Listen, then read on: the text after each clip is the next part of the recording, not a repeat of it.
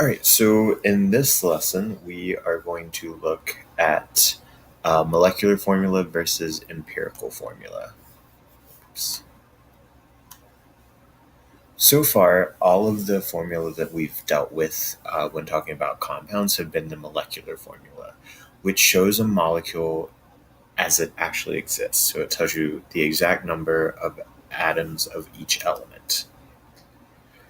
However, an empirical formula is a little different because it shows the simplest version of the compound that exists. So what that means is it shows the simplest whole number ratio for the elements in the compound. It's just like simplifying a math expression by taking out whatever common factor that you can. When we're trying to figure out what the empirical formula is, um, basically we find the largest whole number that we can divide into each of the subscripts evenly. So we can't have decimals or fractions with this. If there's not a number that will go into any of the subscripts evenly, or say, for example, one of the subscripts is already 1, which is simple as it can get, then the empirical formula and the molecular formula are the same, and that's okay. So what that looks like, on the left side of this table, we have molecular formula, and on the right side, we have empirical. So for H2O2, the empirical formula is HO, because both of our subscripts are 2, so we can divide each of these by 2 to simplify it. Same for our second one, C2H2, we can simplify by 2 to get CH. For NO, both of our subscripts are 1. There's no way we can simplify that. So in this example, the empirical formula and the molecular formula are identical. And then the last one, N2O4, we can divide by 2 to get NO2. And all of these we divide by 2, but you could also have, let's say, N3O9. And in this case, we could divide by 3 to get NO3. So again, when we are calculating or figuring out the empirical formula when given the molecular formula, we just figure out what we can divide each of our subscripts by. So in this case, 2 and 4 are both even. So we can divide by 2, we would get C1. 2 divided by 2 is 1. 4 divided by 2 is 2. C1H2, we don't write 1, so it would just be CH2. In our second example, NO2 is our molecular formula. And again, whenever we have a 1, there's no way we can simplify that. So in this case, the empirical formula is identical to the molecular formula. So when given the molecular formula, it's fairly easy to figure out the empirical formula.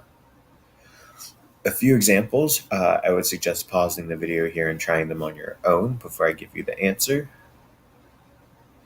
Our first one, we can simplify by 5, CH2.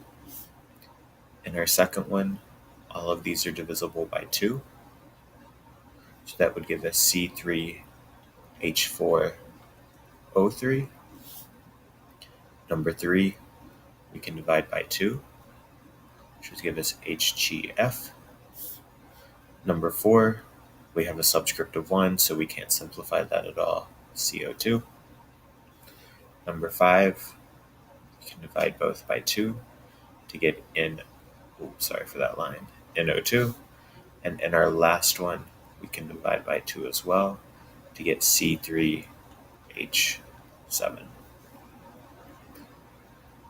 We can also go the opposite direction. So sometimes you can be given the empirical formula and asked to calculate the molecular formula. The steps that you follow for this is first you calculate the molar mass of the empirical formula. And again, that's where you list the elements out and multiply them by their mass from the periodic table. Step 2, you divide the molecular formula molar mass by the empirical formula molar mass. And again, the molar mass for the molecular formula, this will be given in the problem. And our third step is that we multiply the subscripts in the empirical formula by whatever answer we got when we divided the molecular formula by the empirical formula. And we are going to do 2 examples to walk through this. So our first one says, what is the molecular formula of a compound with an empirical formula of PBr3 and a molar mass of 541.4 grams per mole? Step 1, calculate the molar mass of the empirical formula. Our empirical formula is PBr3, so I'm going to list our elements out. PBr, we have 1P and 3 BRs, which are given by the subscripts. Grab on my periodic table. We're going to multiply this by the molar mass of each element. If we look at phosphorus on the periodic table, it has a mass of 30.974, which we can round to 31. And for bromine, it has a mass of 79.904, which we can round to 80. 1 times 31 gives us 31 grams per mole. 3 times 80 gives us 240 grams per mole. Sorry, I don't know why these lines keep showing up. We add them together, and we are going to get 271 grams per mole. Step 2 says divide the molar mass of the molecular formula by the empirical formula. Our molecular formula mass is given in the problem, so we have 541.4 grams per mole divided by the mass of our empirical formula that we just calculated, 271 grams per mole. Our grams per mole cancel out. When we type that into our calculator, we check it really quickly. 541.4 divided by 271 gives us 1.997, which is approximately, sorry again for the line, which is approximately 2.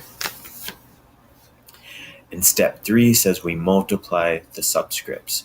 So we know our empirical formula is PBr3. Since we got a 2 in step 2, what we're going to do is multiply each one of these subscripts by 2. So that means our empirical formula will have 2 P's and 6 BRs. One more example for us. The empirical formula for vitamin C is C3H4O3. Experimental data shows that the molecular mass is 180 grams per mole. What is the molecular formula? Follow the same steps. First, we calculate the molar mass of the empirical formula, C, H, and O. There are 3 carbons, there are 4 hydrogens, and there are 3 oxygens. You multiply it by the mass from the periodic table. For carbon, it will be 12. For hydrogen, it will be 1. And for oxygen, it will be 16. 3 times 12 gives us 36. 4 times 1 gives us 4. And 16 times 3 gives us 48. We add these all together, and we get 88 grams per mole. Step 2, we divide the molar mass of the molecular formula by the empirical formula.